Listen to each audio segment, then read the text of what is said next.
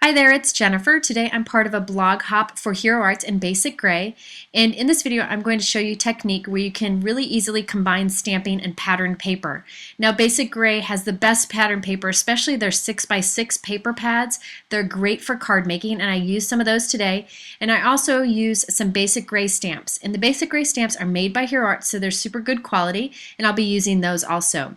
These products are from the new Basic Gray line called Spice Market, and this is the 6x6 pad that I used. You can see there's a great mix of pattern papers in here, and I just went ahead and pulled out a few that I thought went together pretty well, and also that were a little more subtle so that I could do stamping on top of it. So I've picked out three here. One of them has a teal color, one's yellow, and then the other kind of pulls them together, which I think is always fun to do with pattern papers. Now from these patterns I'm going to cut out some cards or some strips. Now you'll notice that I'm cutting along the pattern on this one because there's a really defined pattern. So I'm cutting along it so that my paper strips look perfect, have a perfect pattern on it. I think that really helps when you're using bold patterns on cards because you don't have a big work surface on a card. So keeping it pretty easy on the eye is a good idea to do. Now I'm also going to do this with the yellow. You can see that the pattern is perfect along that strip. And then with this blue it doesn't matter because it's really just kind of a tone-on-tone look here. Sometimes I struggle with using several different patterns up against each other on a card. So I'm going to show you a trick that really helps me when I combine pattern papers together, and it might help you. If you look closely, there's a nice defined edge along all of these pattern papers. Now I think this is key in making them work well when they're up close to each other. What I do is I take my distress ink and I use my ink blending tool and I just softly add color on the edges of the pattern paper. Now you could do this with any ink and any kind of sponge tool, but it really works best with distress inks because these inks blend so well.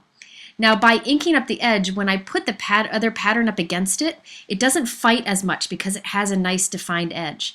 Now it's kind of hard to see in the video here, but once we go through and do them all, you'll be able to tell. And then when I'm done, I really give a nice coat of ink right up against the edge too.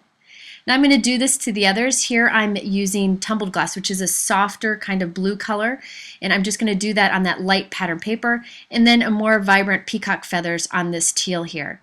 So it's really just helps to give a nice defined edge, and you'll be able to see that here. See how where the colors match up against each other, there's a nice defined edge. So now I'm going to kind of plan out what I'm going to do here. I decided I wanted a diagonal area.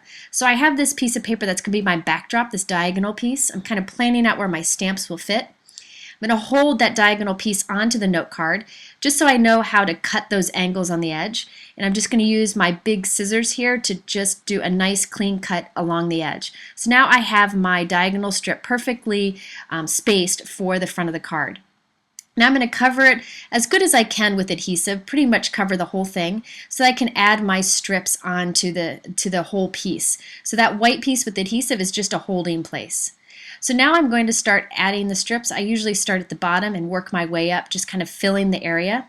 Now as I do this, you'll see how having that inked edge really helps out here. The patterns end up not fighting as much with each other. So you can see, especially here, see how there's like kind of a clean line between the patterns. It just makes a big difference, especially in real life. And I just think it helps with using lots of patterns. So now that I've covered that entire diagonal piece, I'm going to flip it over and cut all the extras off. Now by having that white backing, I'm able to pop this on the card with some foam dots so all the strips will be raised. I could have just glued the strips across the card if I wanted to, but I wanted that extra dimension. Now look at here, this piece on the right I decided not to use because I didn't ink the edges, so it doesn't have that defined look. The piece on the front has the defined look because I did the inking. So you can see I think it makes a pretty big difference. It's just something that helps me use pattern papers better on cards, and I thought it might help you too. So I've got my stamps here. I decided to just cut this little doohickey that's on the stamp, a little decorative piece that's on the hello stamp there. Just went ahead and cut that off. If I want to use it, I can keep it for later. I've positioned the stamps where I want them to be on the pattern paper, and so I'm transferring them onto my acrylic mount. Now because I've inked this piece up, I want to use my powder tool, my anti-static powder tool, over it to make sure that I don't get powder where I don't want it. Now I'm inking up the stamps with my Versamark ink, and I'll stamp them across here. Again, these stamps are made by Hero Arts for Basic Gray, so the designs perfectly match the Basic Gray patterns.